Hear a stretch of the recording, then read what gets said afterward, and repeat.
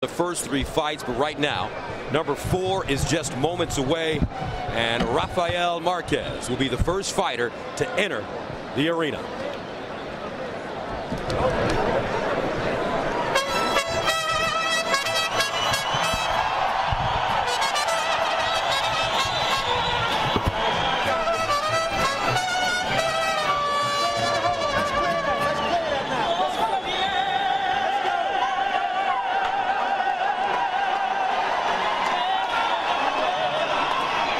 Future Hall of Famer Rafael Marquez enters the ring for the first time since he was 6 years old without his longtime trainer, Nacho Beristain.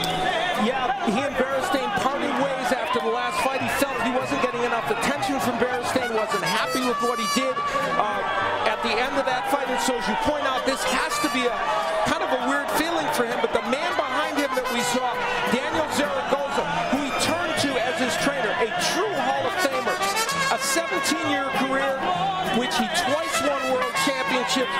He also was trained by Nacho Beristain, and so he brings with him the same tradition. So Marquez don't feel that he's missing much in that corner. And when you have an experienced trainer that has been through the hard coals and stones of the fight game, being champion and a Hall of Famer, he can push Marquez to limits that no other person can because Marquez respects him. And when we met with Marquez yesterday, he had a look in his eye, which let us know that the last fight, such a controversial fight, is something that has been haunting him since it ended. He's frustrated. He is technically the better fighter of the two, but because of strength and a couple of issues, circumstantial issues in the third fight, which I think were the appropriate calls by Pat Russell, but they weren't about fighting exactly, he has not been able to get over the hump of Vazquez.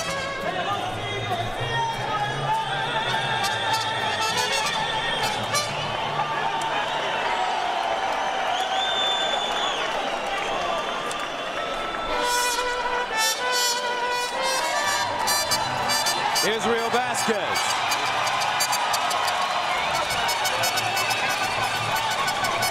He comes into this fight with a 2-1 advantage over Marquez, but these wars have come with a price. 3 eye surgeries because of a detached retina, as well as a broken nose. And in fact, in the last fight that he had, the only fight he's had since the fight with Marquez, he fought Angel Priola, and there was a cut over the left eye, and that was an issue for him, and it raises the specter and the question of whether that's going to be a big problem for him here again tonight. Yeah, you know, there's some speculation in the boxing world that Vazquez has lost a step or two because of the last fight. You know, he took a lot of punishment in a fight that was supposed to be a tune-up, Al. I mean, that shouldn't happen at a fighter that's fighting at the level of Vazquez. So we're anxious to see just what Vazquez shows up tonight.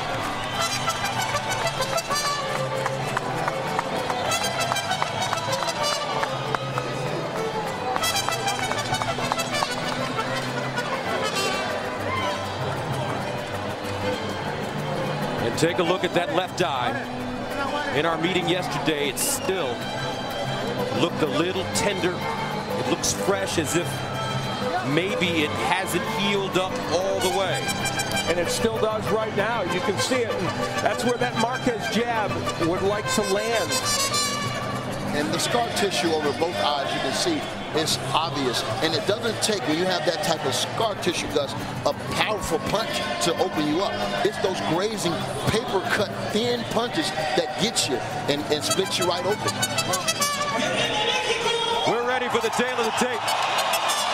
And this crowd, electric, here in Los Angeles. Vazquez, Marquez, 4. Marquez 3 years older, but Vazquez has had 5 more fights. He's been fighting an extra year, so who's the more shop-worn? Good question. The height and reach advantage by a little bit to Marquez. He will want to try and use those. He really wants to stay out of a firefight and box a little bit more at long range. we have a different set of rules for this fight. These are the California state rules because this is not a championship fight. No standing 8 count, no 3 knockdown rule. Referee doctor can stop the fight. You can't be saved by the bell except in the last round when you can be saved. And here's the difference.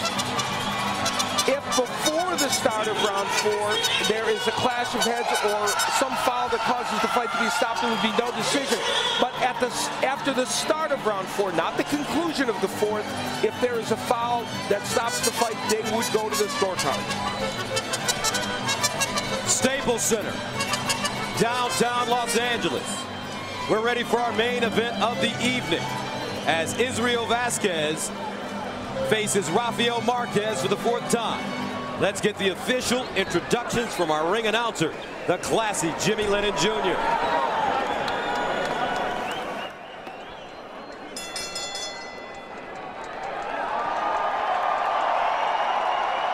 Ladies and gentlemen, welcome to the Staples Center here in Los Angeles, California for the featured bout of the evening. Vazquez Marquez for Once and For All, brought to you by Golden Boy Promotions and Gary Shaw Productions in association with Espinosa Promotions, Sunfer Promotions, Tecate, Cerveza con Carácter, and Showtime. This bout is sanctioned by the California State Athletic Commission, the Chairman John Frierson, Executive Officer George Dodd, our physicians at ringside, Dr. Tony Hicks and Dr. Leandro Gattus. Timekeepers at the bell also keeping count of the knockdowns, Willie Ariola and Debbie Garcia. Introducing to you our 3 judges scoring from ringside. From Villa Park, California, Max DeLuca. From Gilroy, California, Steve Morrow. And from Chula Vista, California, Alejandro Rochin. And our 3rd man to the ring, the referee in charge. He'll be giving instructions after the introductions, Raul Cais Jr.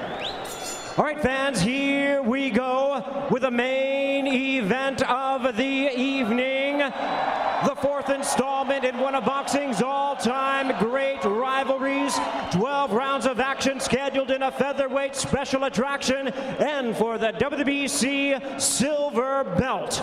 And now, ladies and gentlemen in attendance and boxing fans joining us around the world, live from Los Angeles, it's showtime!